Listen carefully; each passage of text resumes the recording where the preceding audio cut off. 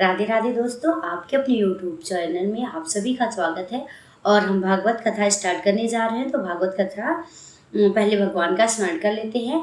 वर्णानामार्थ संघानाम रसारणम छंद सामपि मंगलानाम कर्तारव वंदवाणि विनायक कृष्णाय वासुदेवाय हरे परमात्मने प्रणतय क्लेशनाशाय गोविंदाय नमो नमः। ओम नमो भगवते वासुदेवाय। जय श्री राधे। भागवत कथा और भगवत भक्ति का महात्म्य।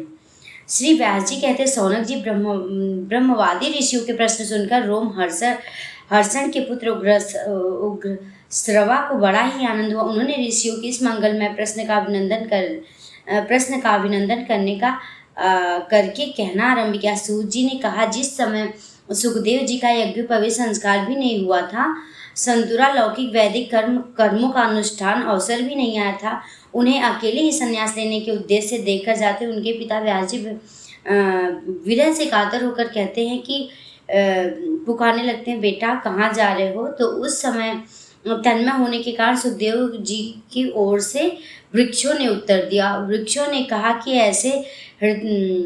ऐसे सबके हृदय में विराजमान श्री सुखदेव मुनि को मैं नमस्कार करता हूँ। यह श्रीमद् भागवत अत्यंत गोपनीय रहस्यात्मक पुराण है। भगवत स्वरूप का अनुभव कराने वाला है, समस्त वेदों का सार है। संसार में फंसे हुए जो लोग हैं, इस घोर अंधकार को से पार जाना चाहते हैं, उनके लिए आध्यात्मिक तत्वों का प्रकाशित करने वाला एक अद्वितीय दीपक जो भागवत कथा है, वास्तव में उन्हीं पर करुणा करके बड़े बड़े मुनियों ने, आचार्य सुखदेव जी ने इसका वर्णन किया है। मैं उनकी शरण ग्रहण करता हूँ। मनुष्य में सर्वश्रेष्ठ भगवान के अवतार नर नारायण ऋषियों के, सरस्वती देवी के और श्री व्यास जी को नमस्कार करके सब संसार के अंतःकरण के समस्त विकारों पर विजय प्राप्त कराने वाले श्रीमद् भागवत पुराण का पाठ करना चाहिए। ऋषियों, आपने संपूर्ण विश्व के कल्याण के लिए यह बहुत सुंदर प्रश्न किया, क्योंकि यह प्रश्न श्री कृष्ण के संबंध में है और इसे भली भांति आत्मशुद्धि हो जाती है। मनुष्यों के लिए सर्वश्रेष्ठ धर्म वही है जिससे भगवान श्री कृष्ण में भक्ति हो। भक्ति भी ऐसी जिससे किसी भी प्रकार की कामना ना हो और नित्य निरंतर बनी रहे। ऐसी भक्ति से हृदय आनंद स्वरूपी परमात्मा की उपलब्धि करके कृतकृत्य हो जाता है। भगवान श्री कृष्ण की भक्ति होते ही अनंत प्रेम से उचित चित्त जोड़ते ही निष्काम ज्ञान और वैराग्य का आविर्भाव हो जाता है। धर्म का ठीक अनुष्ठान करने पर यदि मनुष्य के हृदय में भगवान की लीला कथा के प्रति अनुराग उदय हुआ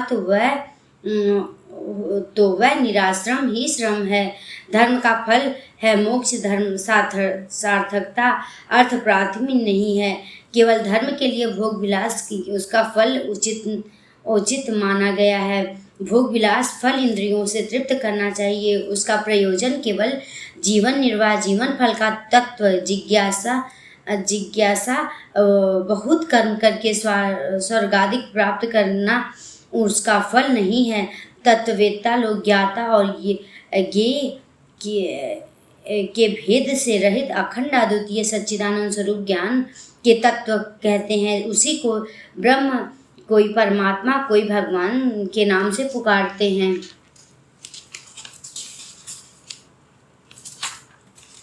श्रद्धालु मंजन भागवत श्रवण से ज्ञान, वैराग्य, भक्ति और हृदय में परम तत्व परमात्मा का अनुभव करते हैं। सौनक जी, ऋषियों को यही है कि अपने मन में वर्ण तथा आश्रम के अनुसार मनुष्य जो धर्म अनुष्ठान करते हैं उसकी पूर्ण सिद्धि इसी में है। भगवान प्रसन्न इसकी के लिए एकाग्र मन से भक्त वत्सल भगवान श्री को नित्य निरंतर श्रवण, कीर्तन, ध्यान और आराधना करना चाहिए।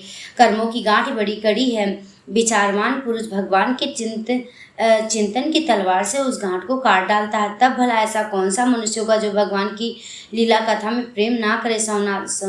सनकादि ऋषियों ने पवित्र तीर्थों का सेवन करने में महासेवा, तदंतर श्रवण की इच्छा, श्रद्धा, तत्पश्चात भगवत कथा में रुचि, भगवान श्री कृष्ण के यश का श्रवण और कीर्तन दोनों को पवित्र करने वाला है। वे कथा सुनने वाले हृदय में आकर स्थिर हो जाते हैं और उनके अशुभ वासनाओं को नष्ट कर देते, क्योंकि वे संतों के नित्य सुहृद हैं।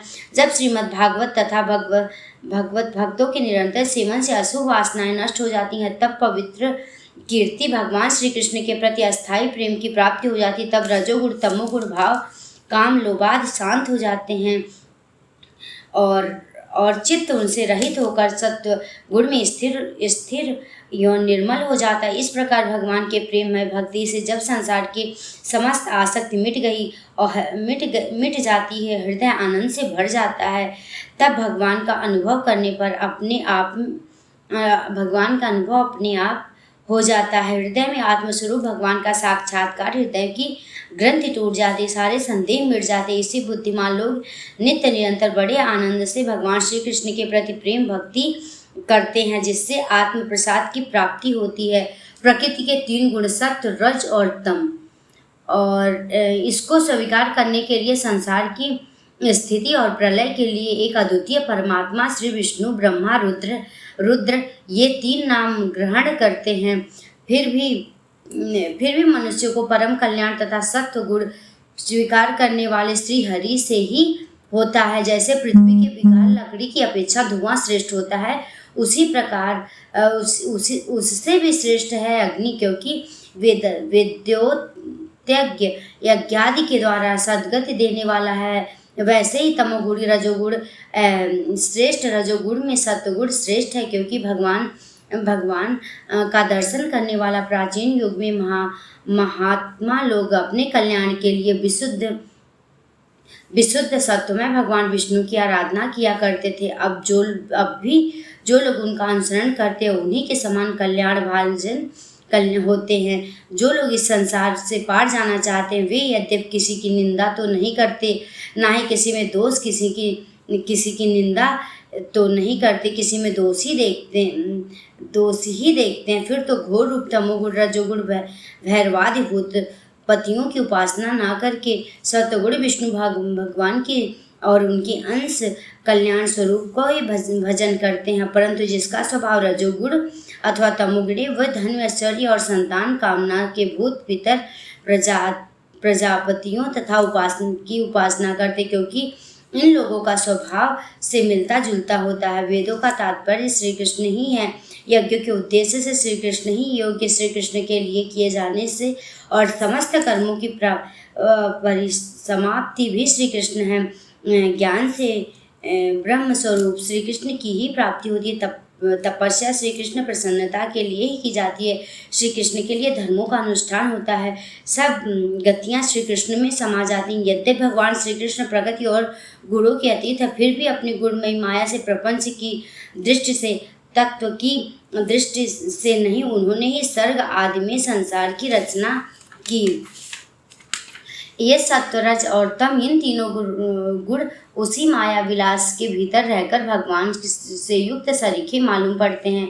वास्तव में तो परिपूर्ण विज्ञानानंद घन है। अग्नि वस्तुतः एक ही है, परंतु जब अनेक प्रकार की लकड़ियों में प्रकट होती है तो अनेक सी मालूम पड़ती है। वैसे ही सबके आत्मस्वरूप भगवान तो एक ही हैं, परंतु प्राणियों में अनेकता में अनेक जैसे जान पड़ते हैं। भगवान के सूक्ष्म भूत तन मात्रा, इंद्रिय तथा अंतःकरण आदि गुणों के विकारभूत भावों के द्वारा नाना प्रकार की योनियों का निर्माण करते हैं और उनमें भिन्न भिन्न जीवों के रूप में प्रवेश करके उन योनियों के अनुरूप विषयों का उपयोग करते कराते हैं। वे ही संपूर्ण लोकों की रचना करते हैं और देवता, पशु, पक्षी, मनुष्य आदि योनियों में लीलावतार ग्रहण करके सत्व गुण के द्वारा जीवों का पालन पोषण करते हैं। जय श्री राधे राधे।